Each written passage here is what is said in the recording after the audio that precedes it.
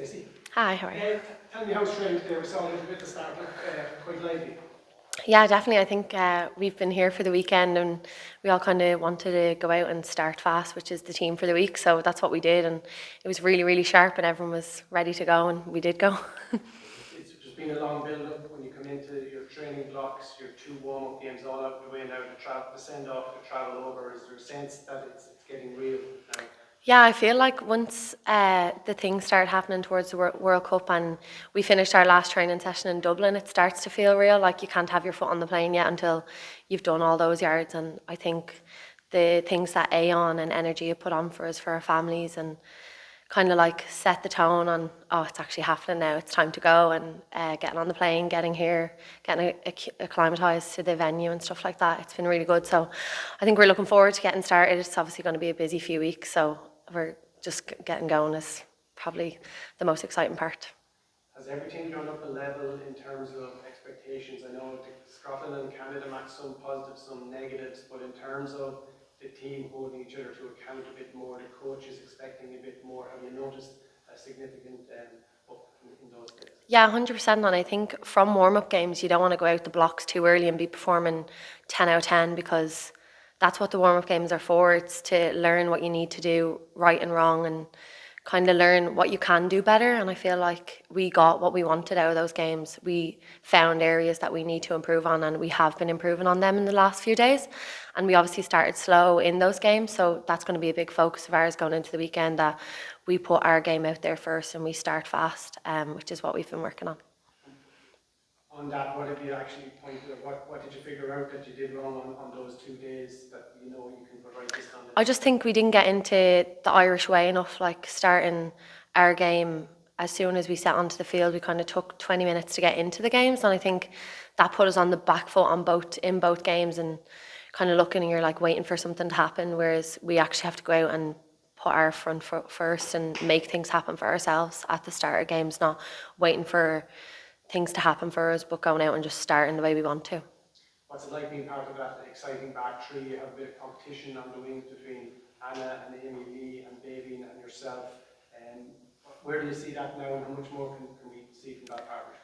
Yeah, I think it's really exciting to have such pace. For me, I always feel like it's really nice to have someone to pass the ball to who's able to run the length of the field, because it wouldn't be my game, but obviously I know what I'm good at and what they're good at, and I think it's been so competitive and each player is getting better, and how we're gelling together is getting better. We're playing off each other more, and I think coming from the days where you might only have one out and out pace, we actually have such out and out pace across the board, and I feel like it's going to stand to us so much, because teams are more athletic now and teams are more powerful and strong, and I think we're right there with them, and it's really like a joy to see that even when Lee makes a break, there's someone chasing after her 100%, and she might get caught or she might not get caught, because we have that pace within the squad that it's not just one fast player, it's like the whole load of them are just so fast. Like, yes, there'll be a lot of focus on what you can do on Sunday, but in terms of Japan,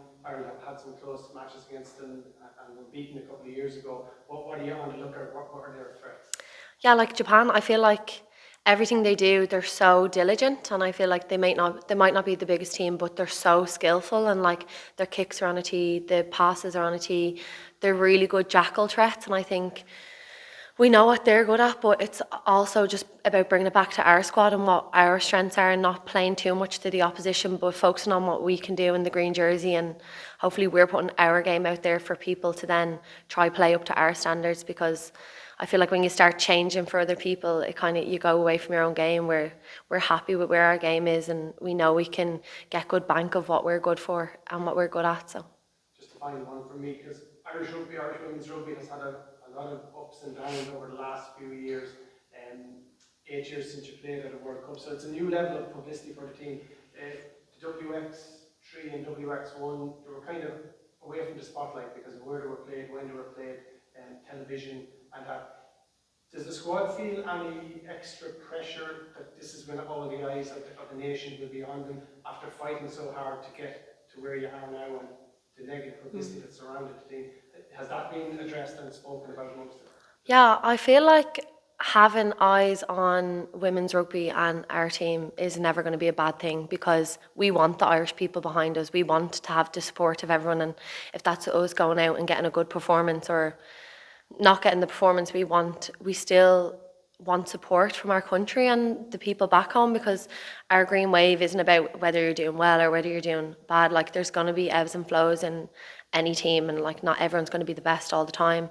And I think it's about getting eyes on women's rugby, because this is going to be such a major pedestal for women's rugby and pinnacle of it, that I think this is going to change the game, this whole tournament, and I think it's really important to get eyes on that. And the fact that we're on the same time zone, we're 45-minute flight away, like, if people get behind us, that's exactly what we're looking for. And if that means more eyes on us, that's exactly what we want, because the women's game is grown ample like numbers. So what's the harm in having extra eyes on it?